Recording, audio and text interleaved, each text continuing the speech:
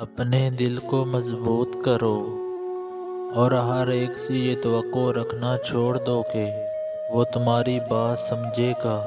हर बात हर के लिए नहीं होती। ठीक से याद नहीं, लेकिन कहीं पढ़ा था कि अपने महबूब को किसी और के साथ देखो तो मालूम होता है कि एहसास शिरक कितना बड़ा गुनाह है। मोहब्बत की राह के मुसाफिर को खाक राख की तरह खुद को ख़त्म करना पड़ता है। और मैं वो हूँ जिसे अब किसी की हद दर्जा तवज्जो और फिक्र से बहुत खौफ आता है। बुरे लोगों के पास दलीलें और तावीलें बहुत हुआ करती हैं, क्योंकि वो दुनिया की आंखों में धूल झोंक कर तजर्बाकार हो गए होते हैं। मुखलस लोगों के पास चंद अहकामात के अलावा और कुछ नहीं हुआ करता है।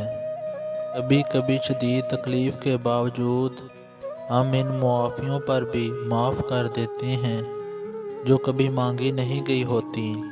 दिल का सुकून पाने के लिए दिलों को सुकून देना लाजमी है।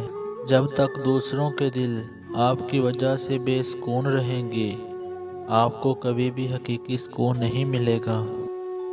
मैं तुझसे बेहद मोहब्बत करता हूँ, ये जानते हुए भी कि तुम मेरी नहीं हो सकती, और तुझे ताउम्र तुम्हारे शरीके हयात के साथ खुश रहने की दुआएं देता हूँ। औरतों को कभी चावल नहीं खाने चाहिए, क्योंकि अक्सर औरतों को ये मोटा कर देते हैं।